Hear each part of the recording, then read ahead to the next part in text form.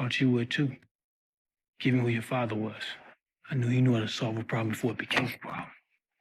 I find it funny you went and got a white boy just like Ghost did. Tell me something. He was crazy as Tommy. Now, prior to Ghost Season 4, and throughout the series, especially after the letter from Ghost in 205, I've always said let's keep our eyes on connections and Easter eggs back to Ghost. I raised the prospect of whether Tariq could receive another letter from Daniel Warren, for example, when he graduates, when he has a baby of his own, or when he reaches a certain milestone. As Zion said, Ghost was a man who was always thinking ahead.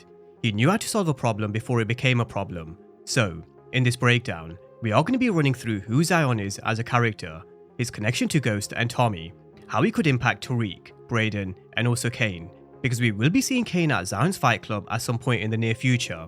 Whether it's in episodes 4 or 5, we're not too sure, but he definitely will be there. There could also be a potential conflict on the horizon with Nomar's organization, but I also feel like he may have made a small mistake as well in underestimating Tariq St. Patrick in Power Book 2 Ghost, Season 4. Now, just taking it back a step, I always found it strange that Monet and Lorenzo had never mentioned, or at least said they heard the name of Ghost and Uncle Tommy. I know many couldn't put a name to the face when it came to Ghost. They may have seen James St. Patrick on TV, but as Felipe Lobos once said, his name was feared in the streets. They ran a huge operation across all 5 boroughs of New York, and as we've just seen and heard in episode 403 from Zion, the St. Patrick name and Tommy's name still holds a lot of weight in the streets of New York. So, I do think Monet and Lorenzo should have at least heard, or at least said, yeah, we've heard the names. I also think Mecca was a huge missed opportunity. It wasn't just the fact that he knew about Ghost and Uncle Tommy, and apparently what Tariq did to Ghost. It was his aura, his presence, his manipulation. He had a military trained background, and up until then, Power Book 2 Ghost never really had a big bad, and Mecca really brought something different. We've not seen many people do this to Kane's character, to the point where Kane actually thought his time was up. I mean, just have a look at the way he speaks to Nomar. He never ever spoke to Mecca in that way, because he knew what he was capable of. Mecca made sure of that very early on. But I do also feel they missed a trick, especially because of what he could bring, and also his past connection to a small plot hole back in OG Power, involving Felipe Lobos' operation. However, they have now opened up the door again with Zion's character. Davis McLean mentioned that he knew Zion because he helped him beat a RICO charge, but he's not like the people that Tariq's used to be dealing with. He's different, and when Braden and Tariq met him, we understood what Davis meant. We can also put 2 + 2 together, in terms of this is who Gianni was talking about in the Crew Has It podcast, where he said they worked with a crazy character in Season 4, and I don't think we've even got to the crazy part yet. But from what we know of so far, he owns this unsanctioned fight club at Full Circle, where it was said he grew up in this ring. We also know what he said about Ghost and Uncle Tommy. Ghost could solve a problem before it became a problem, and having a letter ready if Tariq was ever arrested for a homicide really does prove how well he was able to see into the future, and this is also another. Your father also instructed that the adoption records be sealed, so that once she's gone, she can't be found. He had all of this set up before he died?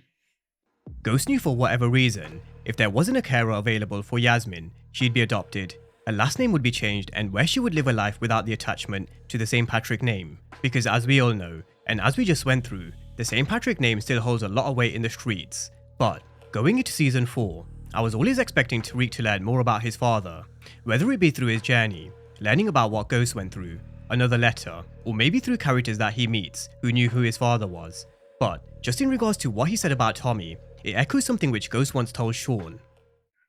Look at me. Ain't nobody like Tommy. Tommy's name certainly would have struck fear into people in the streets. He was crazy, and I am sure we are going to learn how, why, and see a lot more of it in Power Origins. But whether Zion actually knew them personally, whether he did business with them in the past, or whether he just heard about who they were in the streets, we're not too sure. Does Zion know that Tariq killed Ghost? Probably not. Not many people do, but we can't be certain either, so let's see. I am hoping those couple of questions do get answered the more we learn about who Zion is. For example, does he actually tie into another loose thread from OG Power like they did with Mecca? Is there actually more history here? Because as Davis McLean said, the only reason why he agreed to this meeting was because of Tariq's surname, St. Patrick. The name still holds a lot of weight in New York, and I'm sure Zion wanted to see who he was dealing with when it came to Ghost's son. But you can kind of tell what character Zion is. The fact Zion grabbed Tariq, pulled him in close, roughing him up a bit, it was a power move. It's like when you play any type of contact sport, you have to leave a bit on your opponent. Sometimes you just have to leave in a bit of an elbow, a little shove or a push. You have to let them know that you're there. You have to let them know this is your turf, your territory, and you're the boss in this house. In the streets, it works no different. We've seen all sorts of power moves across all the power shows. And for Zion, he had to show a position of power. You can't just have two kids walking through your door and saying, yeah cool, 12 bricks, we'll take it. Just because his surname is St. Patrick, which was enough to get him this meeting, it doesn't mean he gets a seat at Zion's table. He probably took this meeting out of intrigue because Tariq's surname was St. Patrick. Maybe he wanted to know who he was dealing with, because he did know Ghost and Tommy. However, all of his product was accounted for at this moment in time, and he had no room for anyone else. But this is where I do feel like Zion did underestimate Tariq. He told Roman to give them samples of their product, but I don't think he realized what he did. I don't think he realized how smart Tariq is and just how similar he is to Ghost. He may not have the size and physical attributes of his father. He may not be able to see a problem and solve it before it becomes a problem just yet.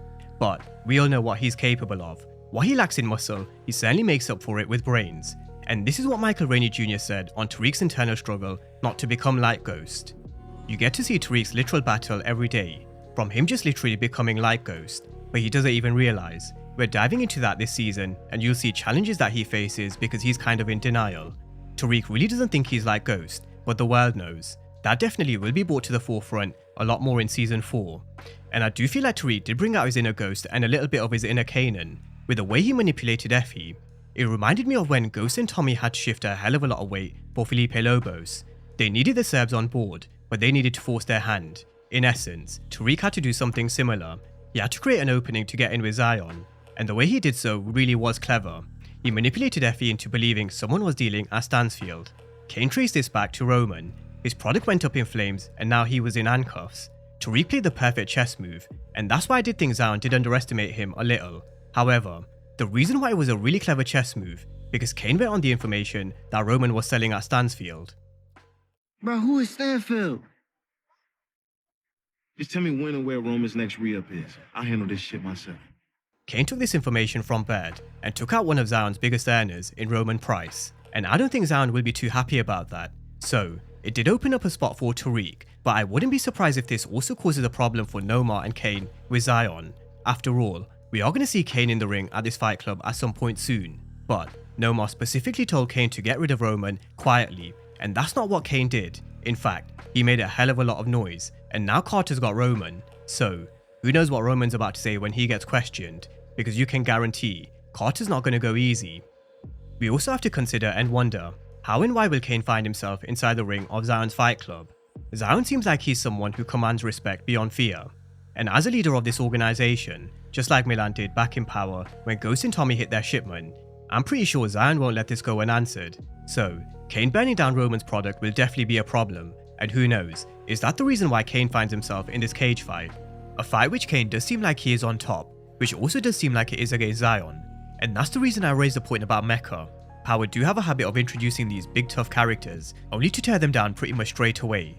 But maybe they're just showing us what they want us to see. Let's not forget, Davis McLean did say Zion did grow up in this ring, so I don't think it's going to be such an easy fight for Kane, or at least not what they're making it out to be in the season trailer. Maybe this is where Kane actually gets a humbling, who knows. And you want to lock in on a supplier that deals in bulk and has a fight club for fucking shits and giggles? I don't know, Reek. I kind of like my face. I kind of got a young George Clooney thing going on right now. Now, Power do love to leave their little hints and clues, and with Zion looking at Braden like he's Tariq's version of Tommy, where he questioned, is he as crazy? I do wonder, with Braden set to turn to this new reckless lifestyle, could we also see him enter the ring at some point? He said he loves his face at this moment, but let's see if he ends up entering the ring, because you do get the feeling with the look on his face, the way his character arc is going, he gets a thrill. But those who also follow Gianni on social media, you might also know he is also into boxing or MMA, so who knows. Zion might even decide to see if he really is as crazy as Tommy, and he may even decide to throw Braden in the ring as a bit of a test. So let's see how crazy Braden really does become, and let's see how crazy Zion is, because I'm sure we haven't even scratched the surface with his character. But for now, that's who he is, what we know so far, and the implications that Kane's actions could have. In terms of his connection to Ghost and Tommy, let's see if we learn anything more. I'm hoping we do. So let's see how deep their history really goes. But drop all your thoughts and predictions down below in the comment section in regards to all things Zion. And as always, thanks you guys for watching, and I'll see you next time.